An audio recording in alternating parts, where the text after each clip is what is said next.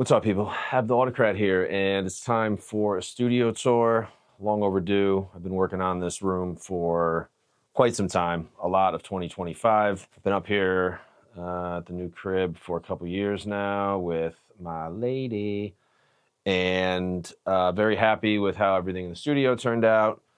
2026 is going to be the year of content. Been putting off a lot of stuff for far too long, preparing maybe far too long, but I think a lot of the preparation was warranted. Especially in 2025, it was more of a recalibration, and pretty happy with what I did. So just want to show you everything, what's on the walls, what I use for equipment, background stuff, lighting. This room's a little weird with lighting. I have an overhead light on right now, but there's, some shadows.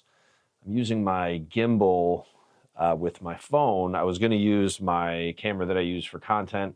I thought this might be a little easier, so let's just dive right into the studio tour. The lighting in this corner is not great, so maybe I'll just kind of do one of these. A little light there. So that is a poster from an Ill Bill show that I went to 2004, right before What's Wrong with Bill dropped. It was a really dope show. Q Unique was there. I met Uncle Howie. Eclipse was there.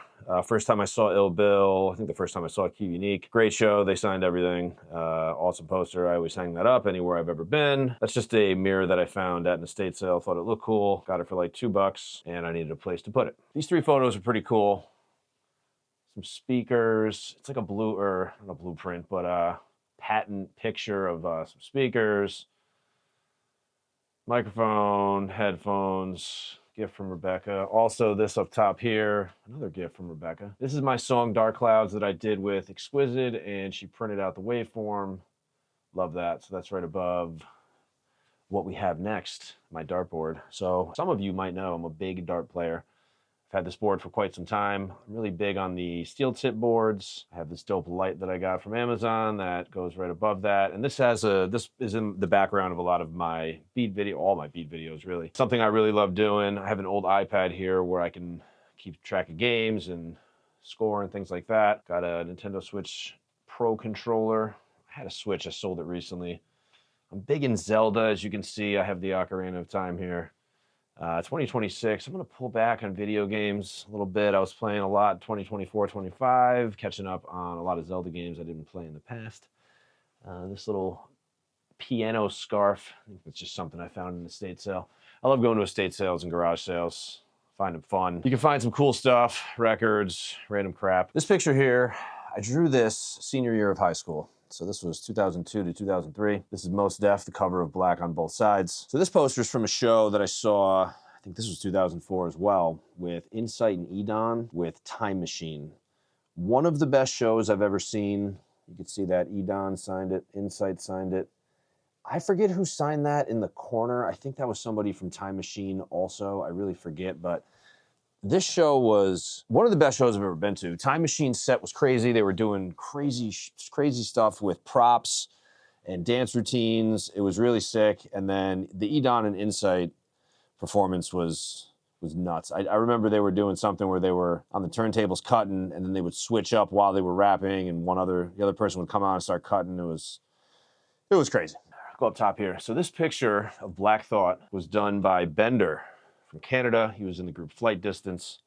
He was also the King of the Dot early on, I think in the early years of King of the Dot. Produced a song he was on an album I produced for Giant Gorilla Dog Thing called Stonewall. And he came down from Canada to do a video shoot with us one day, and it was awesome. One of the coolest guys ever. I met him another time too. He came down to Albany before he passed, unfortunately. So I love that I got to get this off him before he passed. Sold it to me for a pretty fair price. So this is always hung up everywhere I go. Cool little recording sign. I'm gonna skip over this screen, just go over here. So I have a record player here, and I've not really been one to sample off of records like a lot of hip hop producers do. I tend to get samples from almost anywhere. We can go into that in another video, but I do have a record player here in case I have some records I'm sifting through, but I don't seek them out as much as the next person. Back to the screen here. So what I have over here is a Raspberry Pi. It's the Raspberry Pi 5.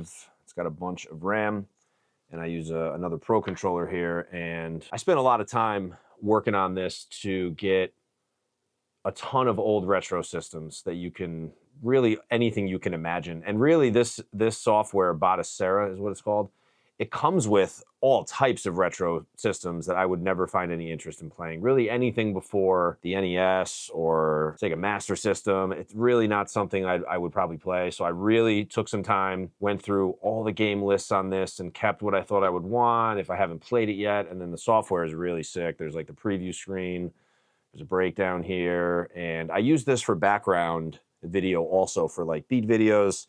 Just cool to have something in the background to keep people's attention, so to speak, if for some reason they're not feeling the beats, even though they should be feeling the beats. Down here, this is Eamon's record, Golden Rail Motel, Eamon. One of my favorite albums of all time. 10 tracks, there's some Stoop beats on there. So dope. He was doing autograph copies a while back, and I requested an autograph copy, and one of my favorite albums. All right, we're gonna go into this next area. So, you know what these are. These are street signs that I happen to find, happen to find them. Whitehall Road, where I grew up, and these signs were attached together. There was two of them. So this is one side, and this is the other. I grew up near Academy Road also. Up here is a stop sign where I've put quite a few. Let me try to lay down in this bed so you can get a better view. A lot of stickers that I've accumulated over the years. I could do a video on all these stickers. Local rappers, people I know, people I don't know, random stickers I got. The other side is blank, but I think I'm just going to keep adding to this side until you can't really see any more of the stop. I've been working on that for many, many years. Over here, I went to O State, SUNY Oneonta. Somebody I used to work with at a financial institution gave me this. Really love that. Got a pair of Dre Beats headphones. I wear those to the gym. I also use those to reference here and there. This is just a timer. Sometimes I use it to play darts and I don't, to try to stick to the content. I just time myself, put like 20 minutes on there, 15, so I don't sit there forever. That's just a fan, and that's just an air purifier. Got a light there, and another thing I've been doing, this is my phone charger. At night, I keep my phone upstairs, and I don't bring my phone or anything in the bedroom. No headphones, no nothing. It's helped me with just going to bed and not having to have the option to doom scroll. So I put this up here at night. Up here, we have some boards done by Pig Food Records, Desmatic Dude Computer, and they put out skate decks a while back. Really dope art. This one's done by Jeremy Fish. I'm sorry, this one in the middle is done by Jeremy Fish. This one on the top is done by Honky Kong, and this one is done by, I believe it's Tallboy. I think that's the person who did this too. Really sick art. So just hung them up there. Got to set another set of headphones here, and this over here is pretty interesting. Not a whole lot of people know this, but I got a black belt when I was younger. I took Taekwondo from age, I don't know, probably 8 to 13, so I was much younger. Went in a lot of tournaments, got my black belt, and then essentially just stopped because they tell you if you're not gonna be full-time moving forward, you kind of can't. That's at least the way they kind of put it to me. But all right, next wall. These are just different darts that I have. There's some soft tip darts for if you go to the bar, and then I have some various steel tip darts, different weights. These are just a couple laptops. That's my work computer. I work during the day for the state of New York. And then under that is just another PC that I use for various reasons. Okay, this is really cool in the corner. Supreme Clientele, Ghostface. He came to Albany last year, did a signing at a local dispensary. He did a podcast, and then there was a Wu-Tang show downtown in Albany. And I've had this since I was very young, and I got him to sign it, and I got a picture with him. So really cool. I got Ghost to sign one of my favorite albums of all time. This album down here, El Gant. Great guy, dope rapper. He is a little bit older than me. He went to college upstate, and I know him through some local rappers in Albany that kind of, I wouldn't say they linked me with him, but when I was working with them, he kind of found out who I was. And then over the years, I was sending him beats, and a beat of mine landed on this album. Really dope album. The artwork is amazing. And another reason why I'm very proud of this one is because this album has production from some of my favorite producers ever on this. Marco Polo, DJ Premier. So I have an album where I produced some songs that those fellows also did. So very proud of that. Also on the wall. So going down here, this is the album I produced for Pig Food Records, Giant Gorilla Dog Things, Horse. Started working on this with Desmatic and Dude Computer in 2014. I'm sorry, 2011. Maybe even, actually, no, probably before that. We probably started working on this. Jesus, I mean, it was like 2009. It took us many, many years. Full-length album, Dope features. We had a great release party for this downtown Albany at Albany Beer Garden. That was hard work, well documented, and loved how that turned out. So more for this. This was just a Metroland article back in that time when Giant Gorilla Dog Thing got Best Local Hip Hop Artist. Down here was an interview I did with an old publication that is no longer, they don't print, they might have a website somewhere, but I'm pretty sure it's no more. But this is when I did an album with Shice Cronkite, Lord of the Flies. We did an interview and they put it on the front cover. Didn't know that was going to happen. That was pretty cool. And these were tickets from the release party of that album. This is an interview that I did with the newly revived Metroland from a guy, James Mullen. Really cool dude. I also review NA beer for those who might not know. I haven't been doing that quite so much, and it's really time to focus on music. But this was a piece that was about music and the beer. So if you ever get a chance, you can go on the website and read the archived article. It's a little trickier than I thought with the the lighting in here is not so great. So these are some albums CDs that I have that I produced. Start top to bottom here, Absolute Hip Hop Volume 1. So this was an album that I did in college at Oneonta. That's the first album I really ever put together, at least digitally. We did a lot of stuff with tapes over the years when we were in high school, but that's what started it all. And then Volume 2, which was out in 2011, so many years later. I think that came out in 2004. This was 2011. Game of Rap, Altered Beats. This was my video game sampled album. These two here are the same album. This is the album I did with Timbo King and Exquisite, and I produced it. Artwork's dope, front, back. And then down here is Lord of the Flies, back when I was still going by Absolute. I have the Audicrat now. And that was the CD. And then this was a poster that we were doing at the show, signed by me as Absolute back then, and Shice. I actually forgot about this too. So this is real dope. There's a board game titled All About Albany, and I've had it for years. It's not something I would ever play. I had an idea to take out the board and just kind of tape it together from the back and frame it, because I'll never play the game, but it's a cool, weird map of Albany as a board game. All right, so let's go to the desk. This is where all the magic happens. A couple years ago, I got a couple extra monitors for my day job that I was going to use when I worked remote. Then I stopped working remote and I just incorporated it into the studio. So I find this real handy now, and I have a very specific setup how I do things. On the left here, it's usually some form of ChatGPT, web browsing.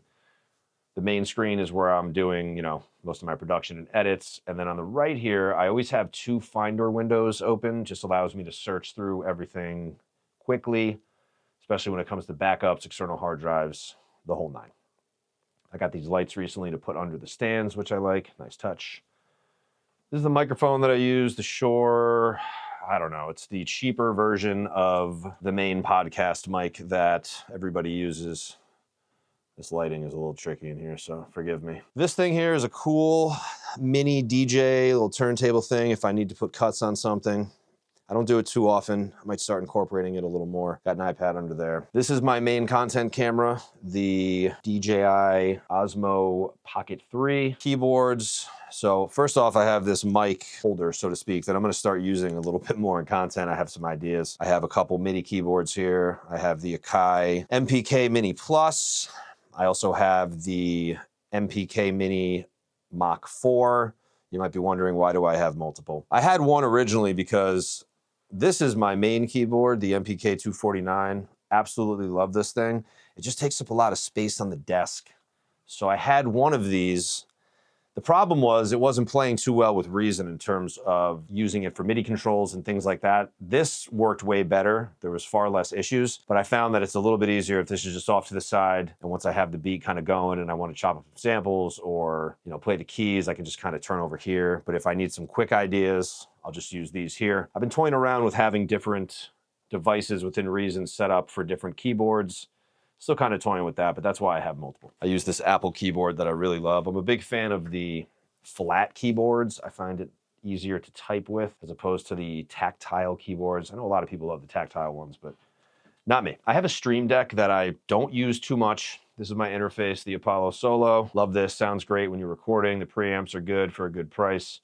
I think this jumped in price quite a bit from when I got it, but still good if you can afford it. Really good interface. I got this Vocaster 2 recently because it was very cheap. And I bought it because when I'm going to start a podcast, and I found that this has a few more features that are just better than this interface is for podcasting. Not a huge deal, but I'll get into this in another video as well. But so I have 2 of these, but I'm using the Apollo Solo if people ever come over here to record. I have this Bluetooth speaker for referencing too if I ever want to reference stuff. I got some lights. I don't have the lights on because it would look really bad in the video, but it takes this many lights at a low level to balance everything to get the shot looking really good when I'm making YouTube videos, especially beat videos.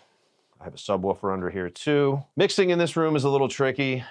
You kind of, like any room, you kind of get used to it. And I just really try to take advantage of referencing more than anything. That's really what helps. I do car tests. I test on AirPods, on these Dre Beats, in my car, on that speaker. I try not to go too over the top or too OD with referencing, but you have to reference on different speakers. More importantly, you have to reference with other industry songs, especially if your room is not ideal for mixing. And you can see here I have some treatment, some over here, I have some treatment over here as well.